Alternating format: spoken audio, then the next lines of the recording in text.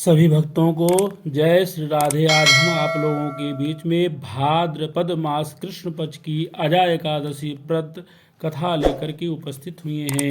भगवान नारायण का, ठाकुर जी का, लक्ष्मी जी का ध्यान करते हुए कथा को श्रवण करें। जो हमारे मन के विकार, कष्ट, याद व्याधि को दूर करने वाला और सभी कामनाओं को पूर्ण करने वाले ऐसे नारायण का ध्यान करते हुए कथा श्रवण करें।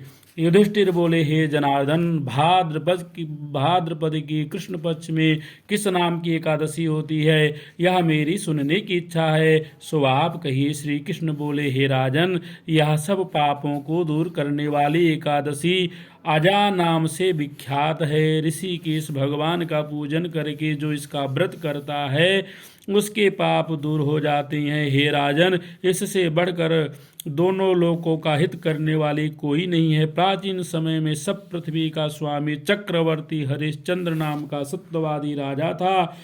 यह किसी कर्म के बस राज से भ्रष्ट हो गया। उसने अपने स्त्री, पुत्र और अपने शरीर को भी बेच दिया। हे राजेंद्र, वह धर्मात्मा राजा चांडाल के यहाँ नौकर हो गया, परंतु उसने सत्य नहीं छोड़ा। स्वामी की आज्ञा से वह कर के रूप में मुर्दे का वस्त्र लेने लगा। वह राजा सत्य से नहीं हटा।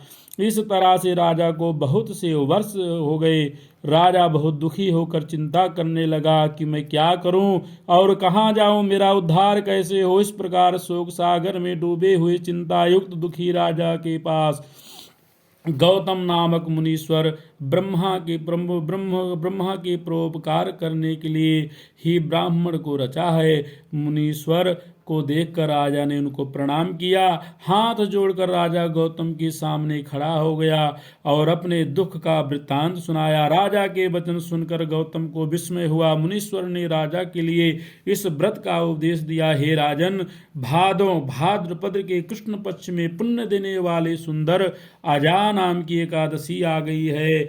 उसका तुम व्रत करो, इससे पाप नष्ट हो जाएंगे। तुम्हारे भाग्य से वह आज से 7वें दिन होगी।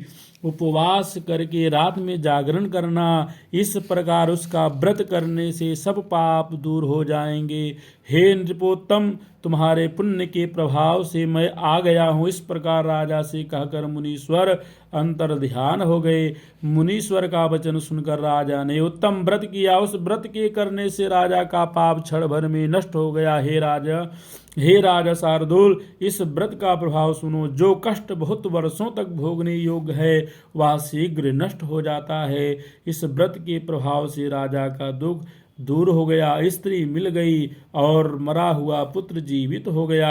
देवताओं ने नगाड़े बजाए, आकाश से फूलों की वर्षा हुई। एकादशी के प्रभाव से राजा ने निष्कंटक राज किया। सब पुरवासियों और कुटुंबियों सहित राजा स्वर्ग को गया। हे राजन, इस प्रकार के व्रत को जो मनुष्य करते हैं वह निश्चय सब पापों से छूटकर स्वर्ग को जाते हैं। हे राजन, इसके पाठ करने और सुनने से अश्वमेघ यज्ञ का फल प्राप्त होता है। बोलो लक्ष्मी नारायण भगवान की जय।